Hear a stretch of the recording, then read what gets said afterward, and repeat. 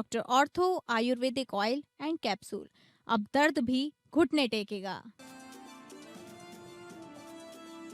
पटना में स्वर्गवासी सुशील मोदी का जयंती समारोह, सीएम नीतीश कुमार जयंती समारोह में हुए शामिल। आदमकद प्रतिमा का मुख्यमंत्री ने किया अनावरण। झारखंड के सीएम हेमंत सोरेन ने की अंतर्राष्ट्रीय फुटबॉलर अनुष्का से मुलाकात, खेल मैदान और सरकारी सहयोग का दिया भरोसा। प्रधानमंत्री राष्ट्रीय बाल पुरस्कार से सम्मानित हो चुकी हैं अनुष्का कुमारी। छत्तीसगढ़ के बलरामपुर में मिड डे मील घोटाले का वीडियो वायरल, शिक्षक का चावल बेचते वीडियो वायरल वीडियो ने खोली शिक्षा विभाग की पोल। एपीएन न्यूज वायरल वीडियो की नहीं करता पुष्टि। और झारखंड के चतरा में नशे के काले साम्राज्य के खिलाफ पुलिस का कड़ा प्रहार, 15 लाख की ब्राउन शुगर जब्त, 5 हाई प्रोफाइल तस्कर गिरफ्तार। जंगल में चल रही थी सफेद जहर की डील।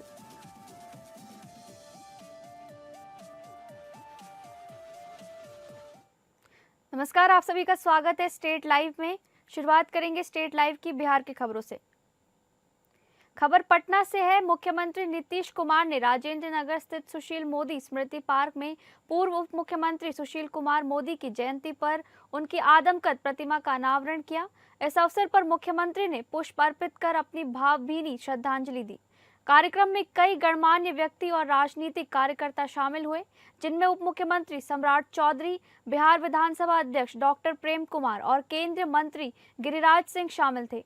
इसके बाद मुख्यमंत्री श्री कृष्ण मेमोरियल हॉल में आयोजित जयंती कार्यक्रम में भी शामिल हुए और सुशील कुमार मोदी के तैलचित्र पर पुष्प अर्पित किए। मुख्यमंत्री ने द्वीप प्रज्वलित कर कार्यक्रम का शुभारंभ किया।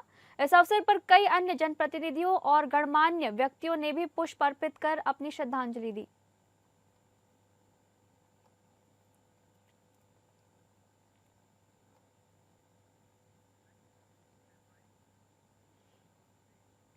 बिहार पंचायती राज विभाग के मंत्री दीपक प्रकाश 2 दिवसीय दौरे पर रविवार को सीवान पहुंचे। सीवान पहुंचने पर उन्होंने दारौंदा प्रखंड के निर्माणाधीन हडसर पंचायत सरकार भवन का औचक निरीक्षण किया। निरीक्षण के बाद सीवान परिसदन में पंचायती राज विभाग के जिला एवं प्रखंड स्तरीय पदाधिकारियों के साथ विभागीय समीक्षा बैठक की गई। बैठक के दौरान जिले में पंचायती राज विभाग से संबंधित विभिन्न योजनाओं की जानकारी ली। वहीं जिले में मुखिया संघ द्वारा आयोजित कार्यक्रम में भी शिरकत की। मंत्री दीपक प्रकाश ने प्रेस वार्ता कर कहा कि पदाधिकारियों को स्पष्ट निर्देश दिए गए हैं कि समय पर काम पूरा नहीं करने या गुणवत्तापूर्ण काम नहीं करने पर विभाग की ओर से सख्त कार्रवाई की जाएगी। जिला परिषद की जमीनों का ब्यौरा उपलब्ध नहीं कराए जाने पर मंत्री दीपक प्रकाश ने नाराजगी जाहिर की है।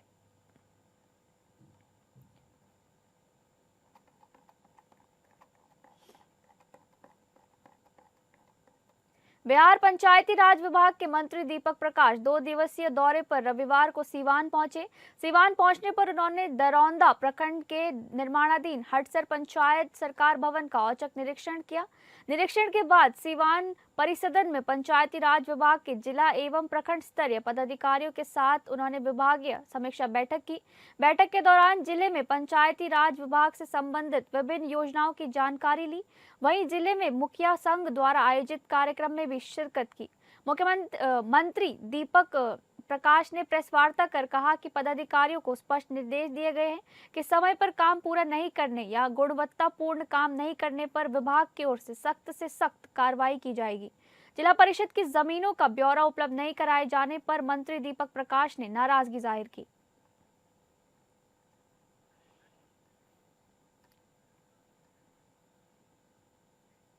सहरसा के बंगाली बाजार ढाला पर निर्माणाधीन रेलवे ओवरब्रिज का निरीक्षण करने के लिए सदर विधायक आईपी गुप्ता पहुंचे। इस दौरान उन्होंने कार्य एजेंसी के कार्यालय में आरओबी के नक्शे का गहन अध्ययन किया और निर्माण कार्य की प्रगति की समीक्षा की।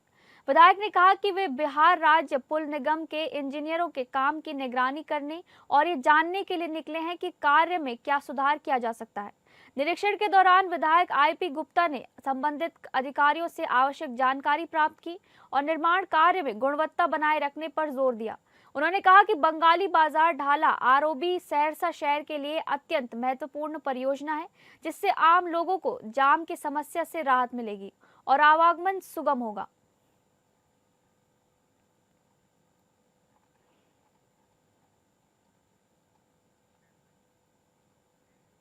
विराट रामायण मंदिर के लिए देश का सबसे बड़ा शिवलिंग गोपालगंज पहुंच गया है। ये शिवलिंग 45 दिनों की लंबी यात्रा पूरी कर चेन्नई से यहां पहुंचा है। गोपालगंज डीएम और एसपी ने शिवलिंग के पास पहुंचकर आगे के रास्ते का निरीक्षण किया। सुरक्षा और सावधानी के साथ इसे केसरिया तक पहुंचाने की तैयारी की जा रही है। शिवलिंग को आगे ले जाने के मार्ग का बारीकी से निरीक्षण किया जा रहा है। विशेष रूप से गंडक नदी पर बने डुमरिया पुल को लेकर प्रशासन सतर्क है। पुल की क्षमता, सड़क की चौड़ाई, मोड़ों और अन्य तकनीकी पहलुओं की गहन जांच कराई जा रही है। अधिकारियों ने बताया कि पूरे रास्ते की विशेषज्ञों द्वारा जांच और आवश्यक तैयारियों के बाद ही शिवलिंग को यहां से उसके गंतव्य के लिए रवाना किया जाएगा। प्रशासन का कहना है कि श्रद्धालुओं की आस्था और सुरक्षा दोनों को ध्यान में रखते हुए हर कदम सावधानी से उठाए जा रहे हैं।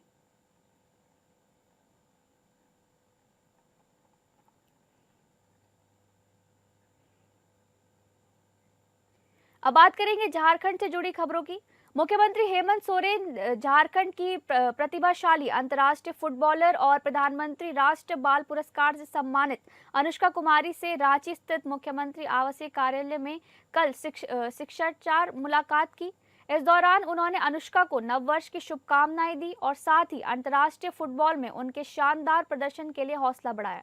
वहीं मुख्यमंत्री ने कहा कि अनुष्का के लिए ये नया साल और भी बेहतर साबित हो और वो अपने खेल के माध्यम से देश दुनिया में अलग पहचान बनाए, इसके लिए वो उन्हें शुभकामनाएं देते हैं। साथ ही मुख्यमंत्री ने अनुष्का कुमारी को सम्मानित करते हुए स्पोर्ट्स किट भी प्रदान की और कहा कि झारखंड में खेल प्रतिभाओं की कोई कमी नहीं है और राज्य सरकार खिलाड़ियों को आगे बढ़ाने के लिए हर संभव सहयोग दे रही है। मुख्यमंत्री ने अनुष्का से कहा कि वो निश्चिंत होकर अपने खेल पर ध्यान दे, सरकार उनकी हर जरूरत में उनके साथ खड़ी है।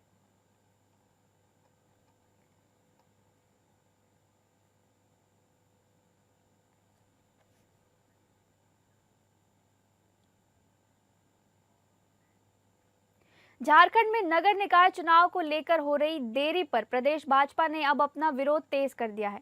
इसी कड़ी में पार्टी द्वारा प्रदेश के सभी नगर निकायों में चरणबद्ध तरीके से एक दिवसीय महाधरना की आज से शुरुआत की गई। वहीं जिसे लेकर रांची में पक्ष विपक्ष के नेताओं के बीच सियासी बयानबाजी भी जारी है, जहां से हमारी संवाददाता तृप्ति सिंह ने कई बड़ी जानकारी दी है। राज्य में नगर निकाय चुनावों को लेकर भारतीय जनता पार्टी ने एक दिवसीय महाधरना का ऐलान किया है। ये एक दिवसीय महाधरना 5, 6 और 7 जनवरी को होना है। आपको बताना चाहेंगे, इस महाधरना की अगर बात करें तो इस महाधरना प्रदर्शन के जरिए प्रदेश भाजपा राज्य सरकार से ये मांग करने वाली है कि जो नगर निकाय चुनाव को लेकर काफी देरी हो रही है, काफी समय से इसको लेकर मांग हो रही है, इसे शीघ्र कराई जाए। भाजपा की ये मांग है कि नगर निकाय चुनाव में हो रही देरी पर अब विराम लगे और जल्द से जल्द ये चुनाव कराए जाए। साथ ही में देखा जाए तो दलीय आधार पर या यूं कह लीजिए कि ईवीएम के माध्यम से ये चुनाव कराई जानी चाहिए। राज्य में ये कहना है प्रदेश भाजपा का। इस कड़ी में भाजपा के नेता प्रतिपक्ष बाबूलाल मरांडी ने भी अपनी मांग रखी। साथ ही साथ ये भी कहना है भाजपा का कि जो राज्य में ये नगर निकाय चुनाव बैलेट बॉक्स के जरिए, बैलेट पेपर के जरिए कराए जाने को लेकर तैयारियां चल रही हैं, इसके विरोध में भाजपा ये महाधरना प्रदर्शन का ऐलान कर चुकी है। 5 जनवरी को सबसे पहले ये जो धरना की बात सामने आई है, ये 5 जनवरी को बरहरवा में महाधरना प्रदर्शन भाजपा कर रही है। इसके बाद 6 जनवरी को राजमहल और 7 जनवरी को साहिबगंज जिले में भाजपा एक दिवसीय महाधरना को आगे बढ़ाएगी और इसी के साथ राज्य सरकार से अपनी मांग को जारी रखेगी। हमारे सहयोगी दीपक के साथ राजधानी रांची से मैं तृप्ति, रांची से नमस्कार।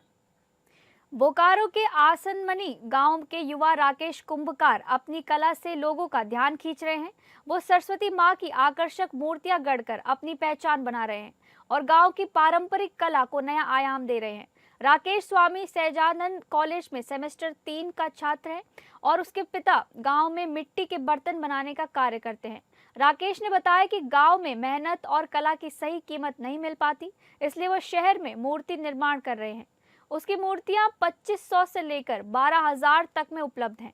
वो अपनी मूर्तियों में स्थानीय मिट्टी का उपयोग करता है, जिससे उनमें प्राकृतिक सौंदर्य और मजबूती झलकती है। राकेश ने बताया कि उसने कभी भी गुणवत्ता से समझौता नहीं किया। यही वजह है कि उसकी मूर्तियां महंगी होने के बावजूद जल्दी बिक जाती हैं।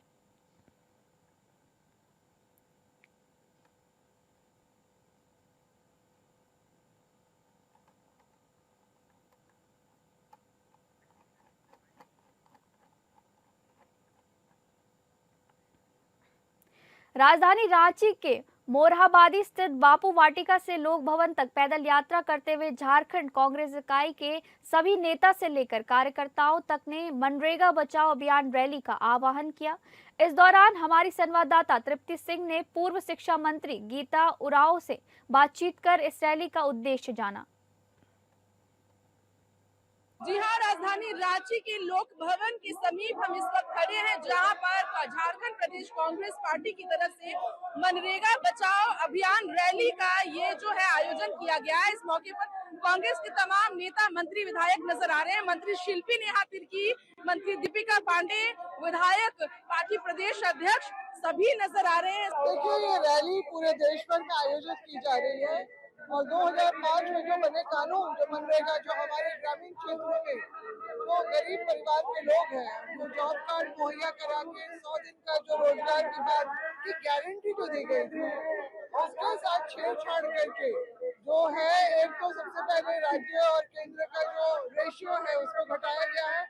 दूसरा कि भले 125 का वो कर दिया गया है, इस पे गारंटी की बात की गई है, मगर नाम जिस तरह से बदलने का काम किया गया है, वो एक जो हमारे राष्ट्रपिता महात्मा गांधी जी के नाम से जो इतनी बढ़िया योजना जो शुरू की गई थी, उसके साथ जिस तरह से इसको डायल्यूट करने की कोशिश की गई है, उसके विरोध में ही आज हम लोगों ने ये रैली पूरे देश भर में निकाली है। देखना होगा इस रैली का किस तरीके का असर होगा, लेकिन वो भी बताते चले, क्योंकि विपक्ष जो है, भाजपा प्रदेश अध्यक्ष जो है, ये कह रहे हैं कि मनरेगा कानून के बदले जो जी राम जी कानून लाया गया है, इससे और भी ज्यादा रोजगार की अवधि बढ़ाई गई है, पारदर्शिता की गई है और साथ ही साथ पारदर्शिता बढ़ेगी इस कानून से।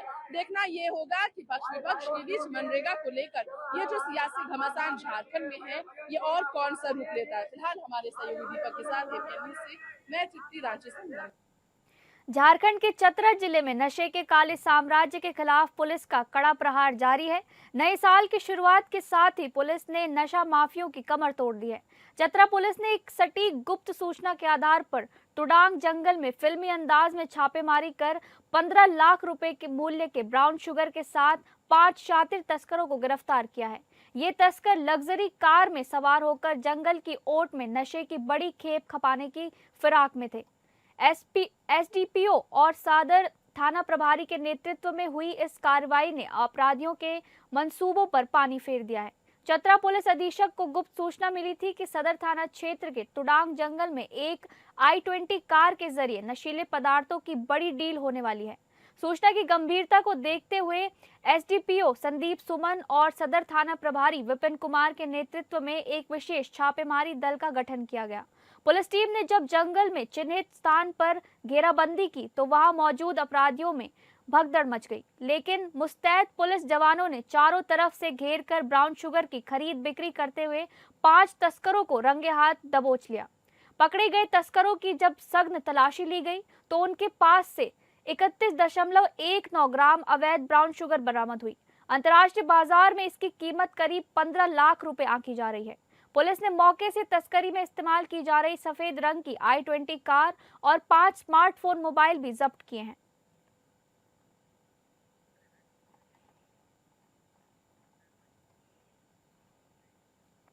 दो दिवसीय दौरे पर देवघर पहुंचे मुख्य निर्वाचन आयुक्त ज्ञानेश कुमार ने सोमवार को दुमका और देवघर के बीएलओ से वार्ता की। चुनाव और चुनाव से जुड़ी जानकारियां देते हुए ये बताया कि कैसे भारत की लोकतंत्र को बचाते हुए स्वच्छ मतदान करवाएं। वहीं उन्होंने देवघर मीडिया से मुखातिब होते हुए कहा कि 2 दिनों के प्रवास में उन्होंने ये देखा कि झारखंड के राज्य मुख्य निर्वाचन आयुक्त और यहाँ के कलेक्टर पारदर्शी चुनाव और मतदाता सूची शुद्ध करने में कोई कसर नहीं छोड़ी है। उन्होंने कहा कि भारत सबसे बड़ा लोकतंत्र है और शुद्ध मतदाता सूची लोकतंत्र का सबसे बड़ा आधार है। मतदाता सूची में किसी भी गैर नागरिक का नाम होना असंवैधानिक है। इसलिए स्पेशल इंटेंसिव रिवीजन यानी कि SIR देश के 12 राज्यों से शुरू हुआ है और आने वाले समय में देश के सभी राज्यों में शुरू होगा। इसका मुख्य उद्देश्य यही है कि शुद्ध मतदाता सूची तैयार हो सके। ऐसे किसी भी नागरिक की मतदाता सूची में नाम ना हो जो असंवैधानिक रूप से देश में रह रहे हैं। इसी को लेकर सभी BLO को विशेष ट्रेनिंग दी जाएगी ताकि मतदाता शुद्धिकरण पूरी तरह से धरातल पर उतर सके।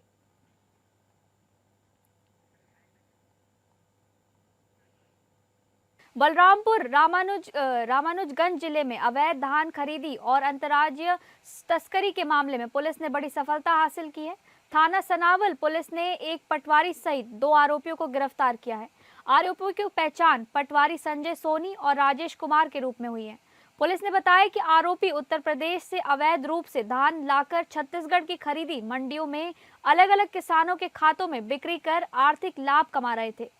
पुलिस ने आरोपियों के खिलाफ आवश्यक वस्तु अधिनियम और BNS की धाराओं में मामला दर्ज कर न्यायिक रिमांड पर भेज दिया है। मामले की आगे की जांच जारी है और अन्य आरोपियों की भूमिका की भी जांच की जा रही है। शासकीय कर्मचारियों की संलिप्त प्रशासन के लिए बड़ा सवाल खड़ा करती है।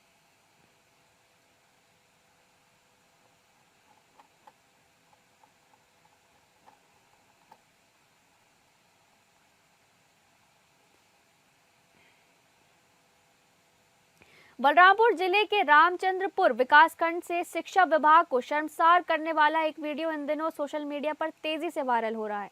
वायरल वीडियो में एक शिक्षक पर स्कूल के मध्याह्न भोजन के चावल को बाजार में बेचने के लिए ले जाने का गंभीर आरोप सामने आया है। ये मामला बच्चों के हक और सरकारी योजनाओं की पारदर्शिता पर बड़ा सवाल खड़ा करता है। हालांकि वायरल वीडियो की पुष्टि APN न्यूज नहीं करती। सोशल मीडिया पर वायरल हो रहे इस वीडियो में देखा जा सकता है कि एक मोटरसाइकिल में बोरी लाद कर चावल ले जाया जा रहा है। आरोप है कि ये चावल सरकारी स्कूल के मध्याह्न भोजन योजना का है, जिसे प्रधान पाठक के द्वारा बाजार में बेचने के लिए भेजा जा रहा था। जब विकासखंड शिक्षा अधिकारी से बात हुई तो प्रधान पाठक का नाम रामधनी सिंह बताया जा रहा है कि ये घटना स्कूल की छुट्टी के दिन की है। सबसे बड़ा सवाल ये है कि जब सरकारी रिकॉर्ड के अनुसार बच्चों को नियमित रूप से मध्याह्न भोजन दिया जा रहा है तो फिर स्कूल में चावल की अतिरिक्त सामग्री बच कैसे रही है? क्या बच्चों को पूरा भोजन नहीं दिया जा रहा है या फिर उनके हक का अनाज बचाकर अवैध रूप से बाजार में खपाया जा रहा है?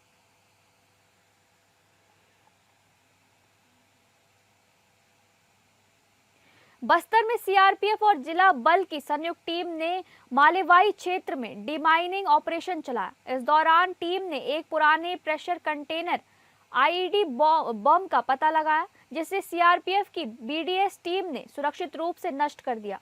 ये बम लगभग 5 किलोग्राम का था और नक्सलियों द्वारा सुरक्षा बलों को नुकसान पहुंचाने के उद्देश्य से लगाया गया था। इस घटना के संबंध में आगे की कानूनी कार्रवाई की जा रही है।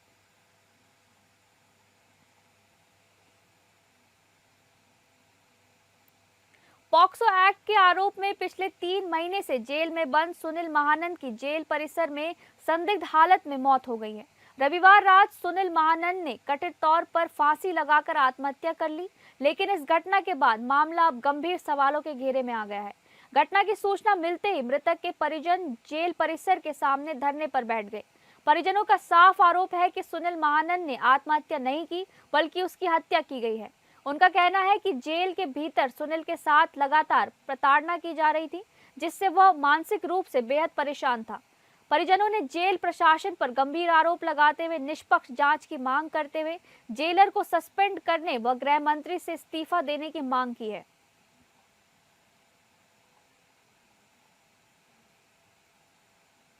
अब बात करेंगे महाराष्ट्र से जुड़ी खबरों की।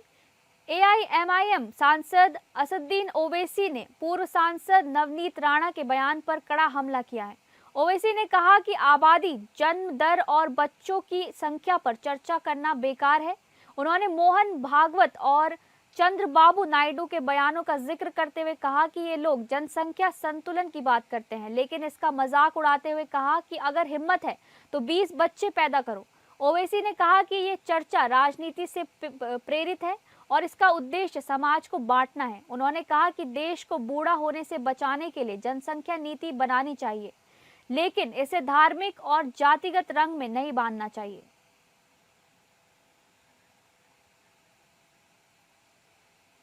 महाराष्ट्र के साथ धुले शहर में गुरुद्वारे की गद्दी को लेकर दो समूहों में हिंसक झड़प हो गई। इस दौरान 2 लोग घायल हो गए और पुलिस ने 8 लोगों को हिरासत में ले लिया। घटना के बाद पुलिस ने स्थिति को नियंत्रित करने के लिए कदम उठाए और गुरुद्वारे के बाहर और अंदर जमा भीड़ को शांत कराया। पुलिस ने पत्थरबाजी और आंसू गैस के गोले दागे जाने की भी खबर दी है। पुलिस अधिकारी ने बताया कि प्रदर्शनकारियों के खिलाफ सख्त कार्रवाई की जाएगी, जिन्होंने पत्थरबाजी का वीडियो सोशल मीडिया पर वायरल किया है। पुलिस ने इस मामले में रणवीर सिंह और उसके साथियों को हिरासत में लिया है। गुरुद्वारे के एक समूह ने रणवीर सिंह पर गैर कानूनी तरीके से कब्जा करने का आरोप लगाया है और पुलिस में शिकायत दर्ज कराई है।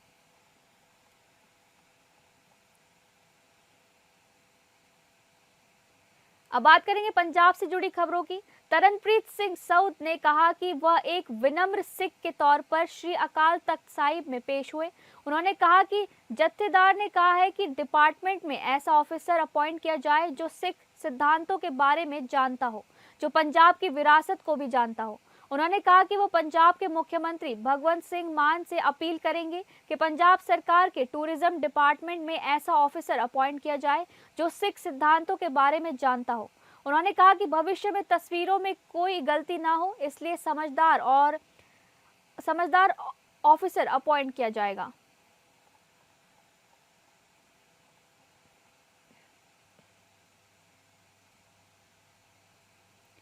श्री अकाल तख्त साहिब ने चीफ खालसा दीवान से उनके सदस्यों की अमृतधारी और नॉन अमृतधारी सूची मांगी है। पहले भी ऑर्डर दिए जाने के बावजूद चीफ खालसा दीवान की तरफ से स्पष्ट जानकारी नहीं दी गई।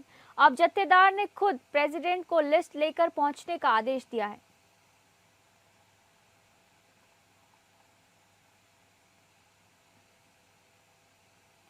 दिल्ली गुरुद्वारा मैनेजमेंट कमेटी के सदस्य श्री अकाल तख्त साहिब पहुंचे और जत्थेदार साहिब से मुलाकात की। इस दौरान उन्होंने अपनी सफाई पेश की और लिखित में भी दी। कमेटी के प्रेसिडेंट हरमीत सिंह कालका की अनुपस्थिति में उनके पीए मौजूद थे। भूपेंद्र सिंह भुल्लर ने बताया कि जत्थेदार साहिब से बातचीत हुई और मामला लगभग सुलझ गया है। जत्थेदार साहिब के आदेश का पालन किया जाएगा। ये मुलाकात दोस्ताना माहौल में हुई और खबरों से पैदा हुई गलतफहमी दूर हो गई है।